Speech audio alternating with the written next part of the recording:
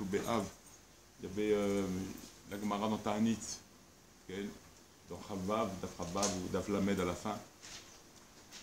Et on dit à Chachamim donc, Lo hayu yamim tovim l'Israël, Lo hayu yamim tovim l'Israël, il n'y avait pas plus beau jour pour Israël que Hamisha Be'av et que Yom Kippourim. Pas plus beau jour que le 15 du mois de Av et que le jour de Kippour.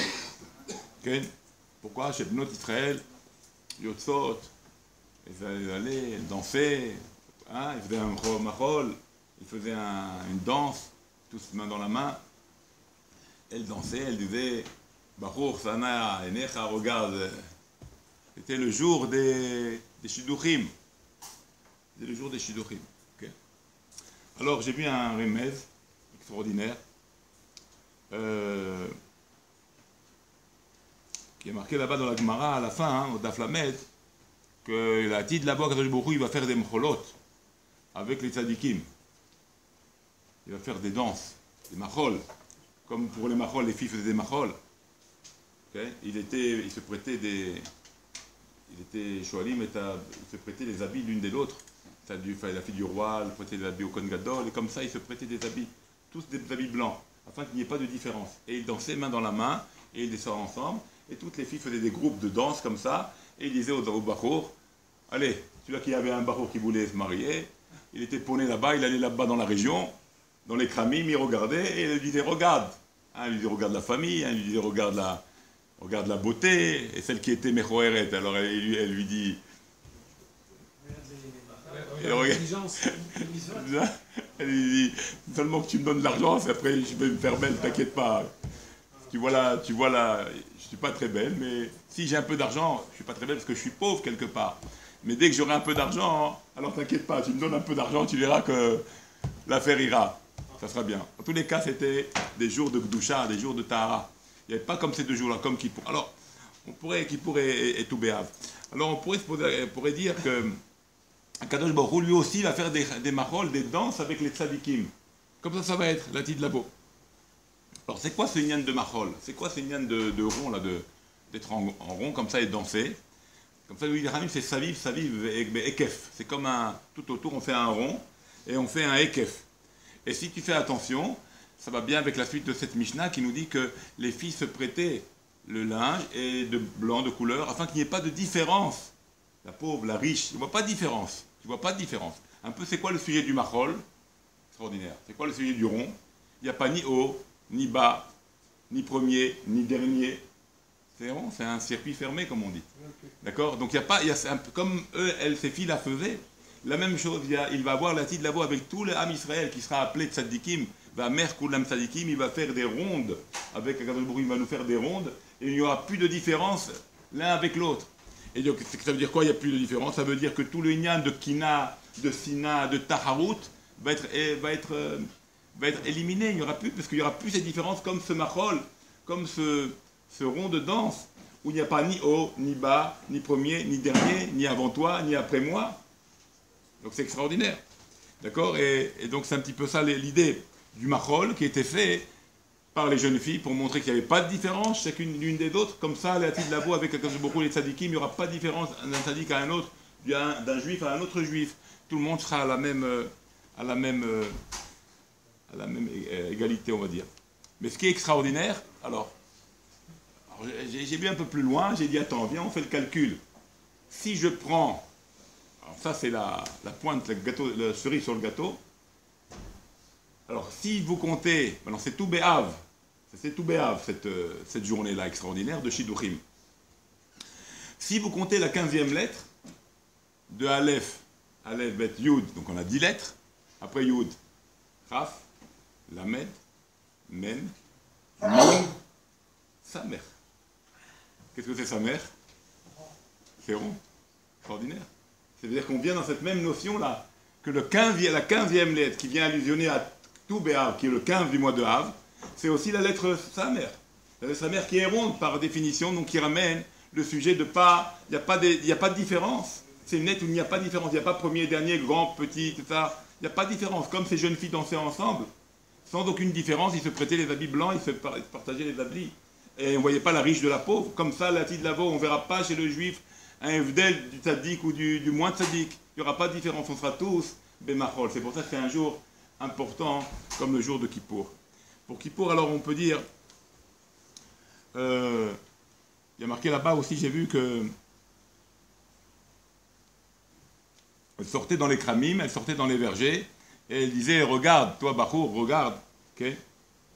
Alors celui-là qui n'avait pas de femme, on a dit, il allait là-bas, et c'était le jour des chitounim, c'était le jour des mariages. Alors on pourrait poser la question, pourquoi ce jour-là c'est le jour de mariage?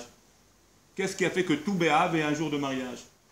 Alors Kippour, je peux comprendre. Pourquoi Kippour, je peux comprendre que c'est un jour plus adapté au mariage? Parce que si je fais attention à l'histoire de Kippour, Kippour est venu comme un jour de retour, un jour où on a reçu les secondes tables de la loi. Donc on a reçu quelque part la Torah concrète.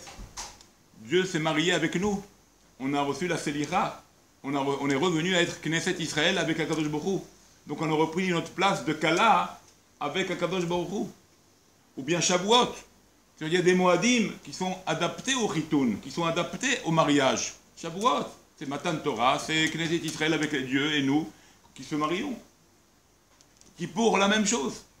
Alors qu'est-ce qui a fait que tout Béhav, c'est devenu le jour du Chitoun, le jour du mariage, les jours qui symbolisent le sujet du mariage, et non Kippour, qui a un symbole beaucoup plus fort, qui est l'union de Knesset Israël avec son peuple, avec Dieu, pardon. C'est beaucoup plus fort.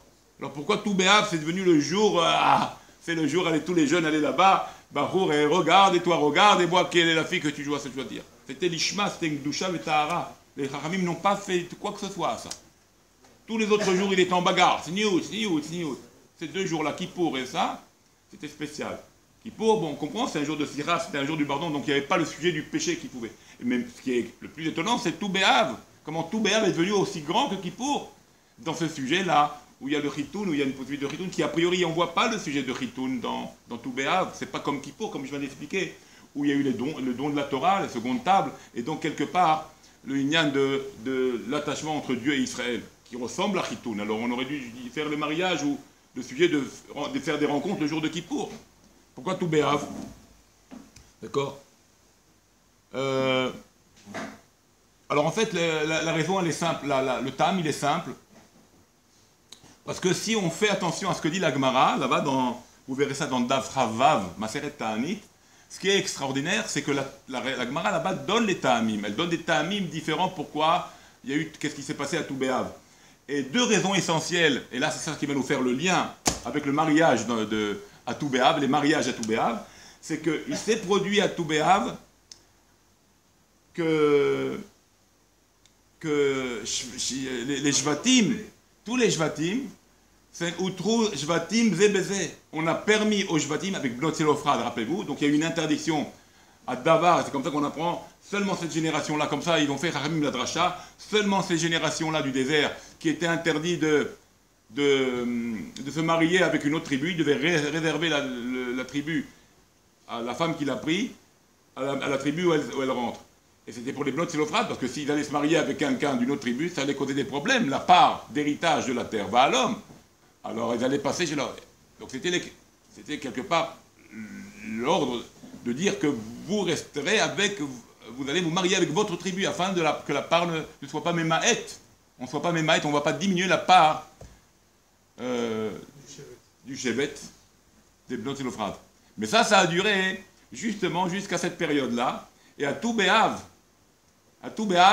on a permis, Outra Shevatim Zebeze, Outrou Shevatim Zebeze, on a permis. Et deuxième chose, maintenant c'est quoi Outrou Shevatim Zebeze? Ça parle du mariage. De quoi Outrou? De quoi on a permis? Que les tribus se marient entre elles maintenant. Indépendamment, sans parler de l'héritage. C'est-à-dire, ils auront l'héritage de la tribu qui prendra l'homme chané. Donc on voit que il y a eu un événement de mariage à tout Béhav qui s'est produit à ce moment-là. Deuxième chose aussi qui s'est produit, qui est aussi en rapport avec le mariage, Outar Shevet Binyamin, Lavo Bekaal. Le Shevet Binyamin a été autorisé de rentrer dans le Kaal à cause de Pilegesh Hagiva.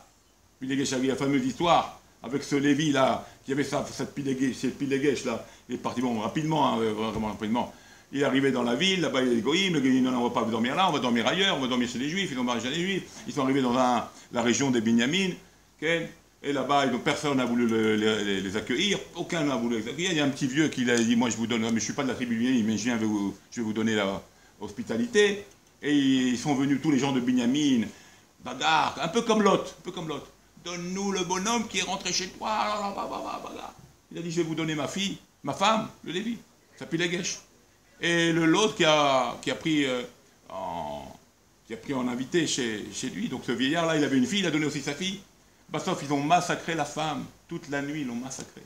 Bon, c'est une histoire un peu forte, d'accord. Il est arrivé après dans sa région, il a coupé en 12 morceaux, il a distribué ça à toutes les tribus d'Israël. Ils sont sortis en guerre contre Binyamin, Israël s'est fait massacrer plusieurs fois, 2-3 fois, jusqu'à la fin ils ont gagné sur les tribus de Binyamin. Il est resté 600 soldats, 600 hommes de Binyamin, tout le reste a été complètement décimé. 600 hommes. Donc la tribu de Benjamin, elle était... Maintenant, on va perdre une tribu d'Israël. Est-ce que c'est possible qu'on va perdre une tribu d'Israël? C'est pas possible. Alors qu'est-ce qu'ils ont fait? Les autres tribus, le jour de 15 av, ils ont lâché les filles dans les kramim, ils ont lâché des jeunes filles, afin que la tribu de Benjamin, les soldats, ces 600 hommes qui restent, puissent les chtoffotam, comme tu dirais, les kidnapper, afin de donner la possibilité de continuer la zéra, la descendance des tribus, et de continuer à faire vivre la tribu de Binyamin. Et c'est comme ça que ça s'est fait. Et ça s'est passé quel jour? Le 15 av, cette histoire-là. Donc là aussi, c'est une scène de Ritoun. Alors on comprend maintenant que le Ritoun, c'est pas spécialement à Kippour, ou à une fête qui annonce le Ritoun comme Shavuot. Et là aussi, ça peut être le 15 av, parce que la raison de la Gemara, là-bas, c'est entre autres, il y a d'autres raisons, c'est aussi ces deux raisons-là qui parlent de mariage entre les tribus, et la tribu de Binyamin qui a pu retrouver les femmes, afin de se reproduire. Donc on voit que le sujet du 15 av, du Ritoun, il existe dans les raisons de la Gemara de ce jour-là, de cette journée-là. D'accord? Bon.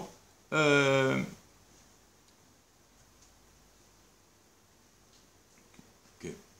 Maintenant, la question elle reste, pourquoi le 15 av? Quand bien même, bon, d'accord, c'est beau, c'est tombé comme ça, mais pourquoi? Qu'est-ce qu'il y a eu? Alors j'ai fait un calcul, il y a quelque chose d'extraordinaire,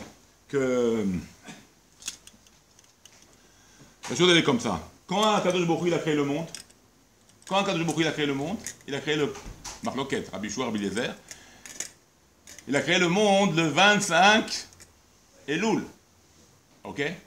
Le 25 Elul, il a créé le monde. Maintenant, Akadosh Baruch Hu, dans sa pensée première, c'est quoi sa pensée première?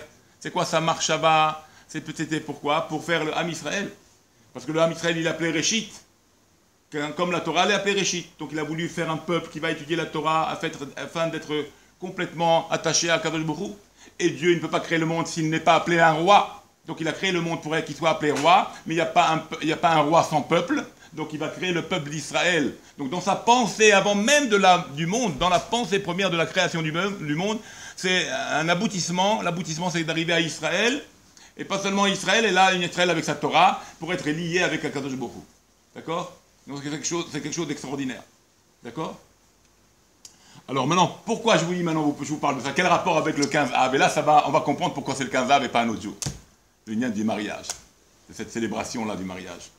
Pourquoi? Bon, si tu fais 25 de Elul, donc, et donc c'est l'idée de Dieu de créer les Juifs pour être attachés avec eux, par le biais de la Torah, bien sûr. Comme c'est marqué que Israël Nikraim Réchit, Gamken, ils sont appelés Réchit, le monde il est appelé Réchit. D'accord? Si tu fais ça maintenant, alors maintenant ce qui est extraordinaire, enlève, maintenant, qu'est-ce qu'elle dit la Gemara? La Gemara dans Sota, là-bas au Daf Bet, qu'est-ce qu'elle dit? Elle dit quelque chose d'extraordinaire. Arbaïm yom, écoutez bien maintenant, c'est ça la pointe. Arbaïm yom lifne, 40 jours, ken, lifne olada tavlat, 40 jours avant la naissance de l'enfant, qu'est-ce qui se passe? Marizim barakia, on annonce dans le ciel, ploni, okay, bat ploni les ploni. On annonce dans le ciel qui va se marier avec qui? 40 jours avant dans le ventre de sa mère.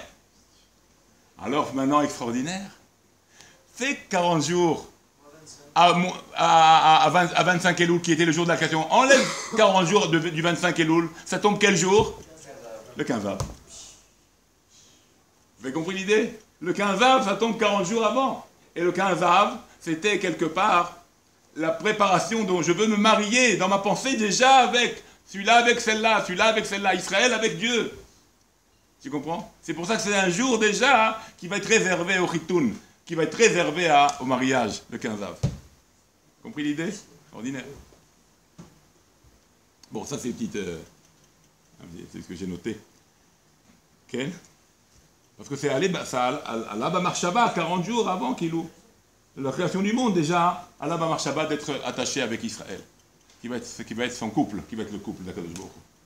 Et c'est pour ça que ce jour-là, il est un jour de couple. Et ça va être pareil pour le 15 Shvat. Et ça, c'est extraordinaire. Tout Bishvat. 40 jours, si on fait le même calcul, 40 jours, on arrive à quoi? À Rosh Chodesh Nissan. On arrive au 25 Adar. C'est quoi le 25 Adar? D'après Rabbi Yeshua. Oui, d'après Rabbi Yeshua. Attends, Rabbi Yeshua et Rabbi Yezer. Rabbi Yeshua, c'est le 25, c'est le 25 Adar. Et Rabbi Yezer, c'est le 25 Tishrei. Le 25 Elul. Et c'est le 25 Adar. Ça va très bien. Parce que d'après lui, c'est la création du monde, c'est quand? Le 25 Adar. D'après ceux qui disent que la création du monde, la création a été faite le 25 Adar, et que l'homme, il a été créé le 1er Nissan. Mais là, qu'est-ce qu'on a 40 jours avant? On a Rosh Hashanah et Ilanot. C'est aussi un Inyan de Chitoun, si vous faites attention. C'est le sujet des arbres. Et le Etz, c'est quoi? Etz Asadeh. C'est quoi? Adam ou Etz Asadeh, il ressemble à l'homme. Donc, quelque part, même le 25 Adar, et 40 jours avant, ça fait aussi ça fait tout Bishvat, qui est le sujet des arbres. C'est comme 40 jours avant, le 25 Elul, ça fait tout Be'av. D'accord? C'est des jours qui rentrent dans la marloquette entre Rabbi Shua et Rabbi Yezer. Tu comprends? Et qui fait que l'homme, dans la pensée de Dieu pour le 25, le tout Bishvat, tout Be'av, pour le 25 Elul, mais aussi l'arbre, il est aussi appelé l'homme. Adam ou Etz Asadeh. Ken, mais le fait que l'arbre, il a une union avec l'homme. L'homme et l'arbre, il y a une grande similitude entre l'homme et l'arbre. Tu comprends? Tu comprends?